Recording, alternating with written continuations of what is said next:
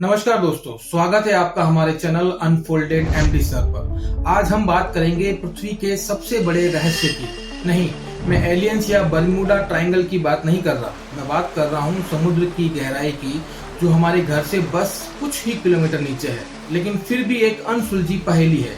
सोचो, हम चांद पर चल आए, मंगल पर रोवर भेज दिए, लेकिन अपने ही प्लेनेट का 80% हिस्सा जो पानी के नीचे है वो आज भी अछूता है। सिर्फ 5% समुद्र को हमने फिजिकली देखा है। 5% मतलब हमने अपने घर का बेसमेंट तो छोड़ो, लिविंग रूम तक नहीं खोजा, और बाकी बस सैटेलाइट का अंदाजा। तो अगले कुछ समय में हम गोता लगाएंगे समुद्र की गहराई में। हम जानेंगे Twilight zone, midnight zone, Mariana खाई और वो टेक्नोलॉजी जो इसे खोल रही है। आरओवी, सोनार मैपिंग, डीएसवी लिमिटिंग फैक्टर और भविष्य की पनडुब्बियां। साथ में मैग्नीज नोड्यूल्स, हाइड्रोथर्मल वैंट्स के बैक्टीरिया और एम्फीपोड्स जैसे जीव। और हाँ, ये भी देखेंगे कि अंतरिक्ष का वैक्यूम और समुद्र का दबाव इतना अलग क्यों है। तो चैनल को सब्सक्राइब कर लो, लाइफ जैकेट पहन लो और चलो गोता लगाते हैं। दोस्तों, समुद्र कोई एक सा नीला पानी नहीं है। ये तो पृथ्वी का मल्टी लेवल मॉल है, जहाँ हर फ्लोर की अपनी खासियत है। वैज्ञानिकों ने समुद्र को गहराई के हिसाब से 4 जोन में बांटा है। पहला ट्विलाइट जोन, दूसरा मिडनाइट जोन, तीसरा एबिसल जोन और चौथा दी हेडल जोन। चलिए पहले जानते हैं उसको जिसका नाम है ट्विलाइट जोन। इसकी गहराई 200 से 1000 मीटर है। यहाँ सूरज की रोशनी धीरे धीरे गायब हो जाती है, जैसे शाम के 6 बजे का टाइम हो। रोशनी इतनी कम कि आप अपने फोन की स्क्रीन भी मुश्किल से देख पाओ।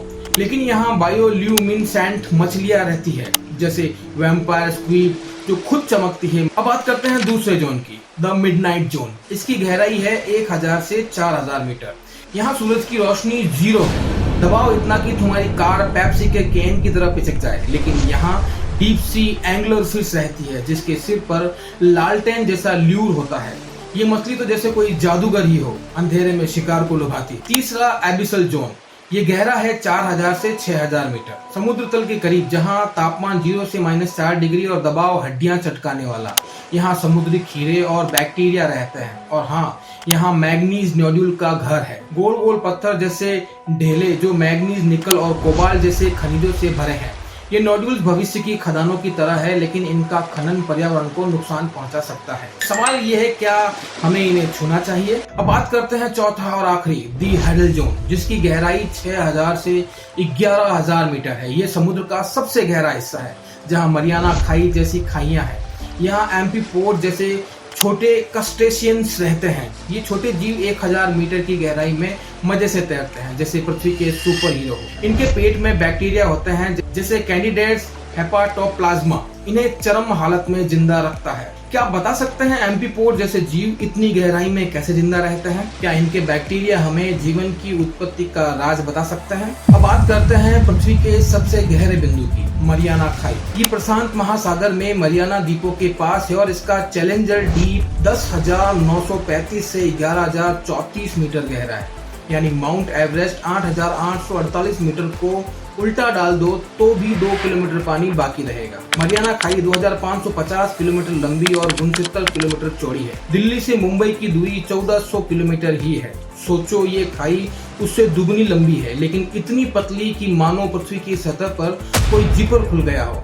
इसकी खोज 1875 में HMS चैलेंजर ने की, लेकिन असली कमाल 1960 में हुआ, जब जैक्स पिकार्डो और डॉन वॉल्सन ट्राइस्टे पनडुब्बी से चैलेंजर डीप में गए। ये पनडुब्बी 50 फीट लंबी थी और इतने दबाव में भी इनकी खिड़कियां सिर्फ थोड़ी सी चटकी। ये लोग 11 किलोमीटर नीचे थे। 2012 में जेम्स कैमरून ने डीप सी चैलेंजर से अकेले गोता लगाया और 2019 में विक्टर वेस्कोव ने DSV लिमिटिंग फैक्टर से 10,928 मीटर तक गोता लगाकर रिकॉर्ड बनाया। ये पनडुब्बी इतनी मजबूत है कि बार बार चैलेंजर डीप जा सकती है, लेकिन मजेदार बात यह है कि वेस्कोव को वहां प्लास्टिक का कचरा मिला। हमने समुद्र के सबसे गहरे हिस्से को भी कूड़ेदान बना दिया है। मरियाना खाई और दूसरी गहरी जगहों पर हाइड्रोथर्मल वैंट्स है, जहां समुद्र तल से 400 डिग्री सेल्सियस तक गर्म पानी निकलता है।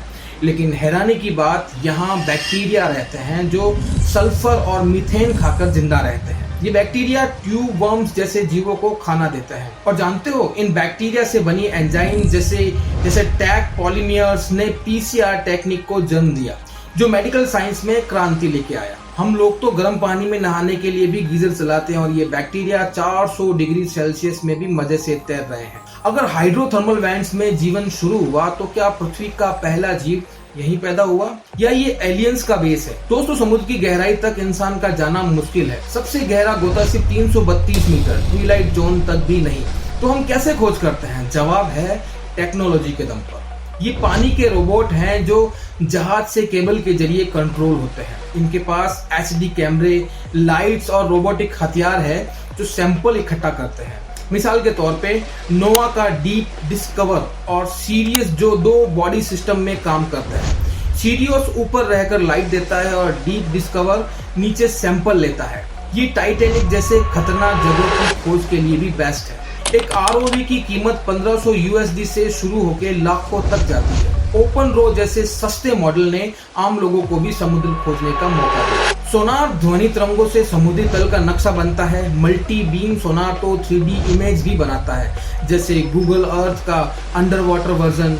नोवा जैसे संगठन इसका इस्तेमाल करके 20% समुद्री तल को मैप कर चुके हैं, लेकिन 80% अभी भी अनजान है। भविष्य में पनडुब्बियां और स्मार्ट होगी, जैसे डीप फ्लाइट सेकंड जो हवाई जहाज की तरह पानी में उड़ती है, या फिर autonomous under water vehicles AUVs जो बिना केबल के महीनों तक समुद्र में डेटा इकट्ठा कर सकते हैं। हम लोग तो GPS के बिना अपनी गली नहीं ढूंढ पाते और ये AUVs बिना इंटरनेट के समुद्र में रास्ता ढूंढ लेते हैं। क्या भविष्य में AI और ड्रोन समुद्र के हर कोने को खोल देंगे या कुछ रहस्य अनछुए रहने चाहिए? दोस्तों, समुद्र को अंतरिक्ष से ज्यादा रहस्यमयी क्यों कहा जाता है? चलो इसको भी समझते हैं। अंतरिक्ष में वैक्यूम होता है, यानी वहाँ हवा, दबाव या ऑक्सीजन नहीं है। इसीलिए अंतरिक्ष यान को बस वैक्यूम से बचना होता है। लेकिन समुद्र में हर 10 मीटर पर एक वायुमंडल दबाव बढ़ता है। चैलेंजर डीप में दबाव 1100 वायुमंडल है, यानी तुम पर 1100 हाथी बैठे हो ऐसा फील होगा। चांद और मंगल की सतह का नक्शा तो बन गया, लेकिन समुद्र का सिर्फ 20% तल मैप हुआ है। क्यों? क्योंकि मिडनाइट जोन से नीचे अंधेरा है और GPS काम नहीं करते। नोवा जैसे संगठन सोनार और सैटेलाइट से कोशिश कर रहे हैं, लेकिन अभी भी लंबा रास्ता बहुत बाकी है। समुद्र में हाइड्रोथर्मल वेंट्स के बैक्टीरिया और मैग्नीज नोड्यूल जैसे संसाधन हैं। ये बैक्टीरिया दवाइयों और जैव प्रौद्योगिकी में क्रांति ला सकते हैं, लेकिन खनन से पर्यावरण को खतरा है। अब सवाल यह है, क्या हम संसाधनों के लिए समुद्र को भी बर्बाद करेंगे? हम लोग तो समुद्र में मछली पकड़कर और प्लास्टिक फेंककर अपनी विरासत छोड़ रहे हैं। अगर समुद्र में प्राचीन सभ्यता के अवशेष मिले तो क्या हमारी इतिहास की किताबें बदल जाएंगी? तो दोस्तों, समुद्र की खोज में नोवाज, ROVs और सोनार मैपिंग जैसे टूल्स गेम चेंजर हैं। भविष्य में AI और AUVs समुद्र के हर कोने को खोल सकते हैं, लेकिन असली सवाल यह है, क्या हमें हर रहस्य को खोलना चाहिए? चैलेंजर डीप में प्लास्टिक मिलना तो बस शुरुआत है। 2010 का डीप वाटर हॉरिजन तेल रिसाव, इसने समुद्री परिस्थितियों को बर्बाद करके रख दिया है। इससे हमें सीख मिली है कि बिना समझे समुद्र को छेड़ना कितना खतरनाक है। सवाल यह है, क्या हम समुद्र को बचाने के लिए कुछ करेंगे? तो दोस्तों, ये थी समुद्र की गहराई की कहानी। ट्विलाइट जोन से मरियाना खाई तक, ROVs से DSV लिमिटिंग फैक्टर तक और हाइड्रोथर्मल वेंट्स के बैक्टीरिया से मैग्नीज नोड्यूल तक, हमने जाना कि समुद्र अंतरिक्ष से भी बड़ा रहस्य है और इसे खोलने की जिम्मेदारी भी हमारी है। और अगर आपको ये वीडियो पसंद आया हो तो इसे लाइक, शेयर और सब्सक्राइब जरूर करें। कमेंट पे बताओ आपको समुद्र की गहराई में सबसे हैरान क्या करता है। अगली बार फिर मिलेंगे एक नए रहस्य के साथ। तब तक के लिए लाइफ जैकेट तैयार रखो, क्योंकि पृथ्वी के रहस्य खत्म नहीं हुए। धन्यवाद।